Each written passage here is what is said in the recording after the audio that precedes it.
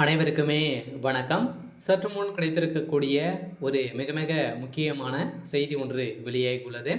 சற்று முன் செந்தில் பாலாஜி ஜாமீன் ரத்து, நீதிமன்றம் 7 ஆண்டு சிறை தண்டனை, இது மாதிரி செய்திகள் வெளியாயிருக்கு. இப்போ பார்த்தீங்கன்னா அதிரடியாக செந்தில் பாலாஜியுடைய வழக்கு பார்த்தீங்கன்னா நிலுவையில் இருக்குது. இப்போ இந்த விசாரணைக்கு வந்திருக்கு. இந்த விசாரணை அடிப்படையில் இப்போ அதிரடியாக செந்தில் பாலாஜி அவர்கள் பார்த்தீங்கன்னா அமலாக்கத்துறை கஸ்டடியில் தான் இருக்கார் இல்லையா. அவர் ஏற்கனவே இவருடைய ஜாமீன் ரத்து செய்ய போகிறதாக ஒரு நீதிமன்றம் தீர்ப்பு வழங்கியிருந்த நிலையில் திடீர்னு திமுக அமைச்சர் பார்த்தீங்கன்னா அவர் விலகி இப்போ இல்லாத அமைச்சராக இருக்காரு. இந்த நிலையில் தான் இப்போ அதிரடியாக பார்த்தீங்கன்னா செந்தில் பாலாஜி மீது 50,000 பக்கங்கள் கொண்ட குற்றப்பத்திரிகை பார்த்தீங்கன்னா சகோதரர்களுடன் செந்தில் பாலாஜி இன்று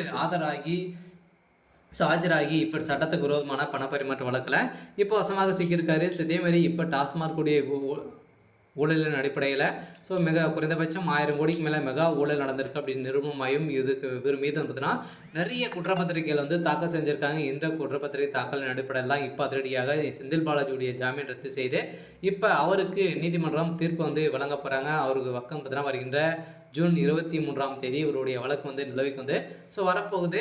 இந்த நிலையில் தான் செந்தில் பாலாஜியுடைய கதை ஒட்டுமொத்தமாக முடிய போகுது.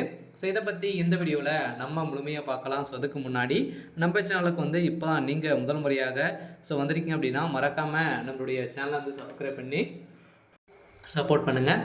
வாங்க வீடியோக்குள்ளே போகலாம்.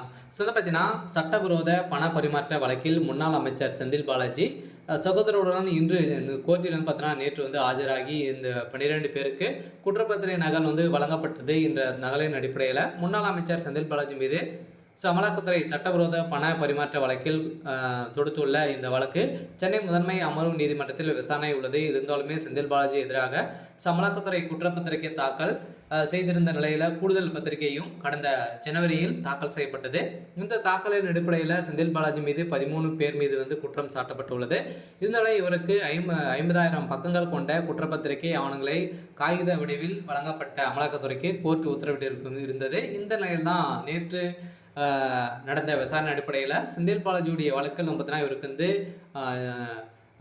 ஆஜராகி செந்தில் பாலாஜிக்கு ஏற்கனவே குற்றப்பத்திரிகை நகல் கொடுத்துருந்த நிலையில் 12 பேருக்கு இப்போ அந்த நகல் கொடுத்துருக்காங்க. அதை தொடர்ந்து இப்போ 50,000 பக்கங்கள் கொண்ட குற்றப்பத்திரிகை உள்ளது. இவருடைய வழக்கு வருகின்ற ஜூன் 23ஆம் தேதி விசாரணை ஒத்தி வச்சிருக்காங்க. அவருடைய ஜாமீன் ரத்து செய்து இவருக்கு 7 ஆண்டு சிறை தண்டனை விதிக்க போகிறதாக தகவல் வெளியாகி வருது.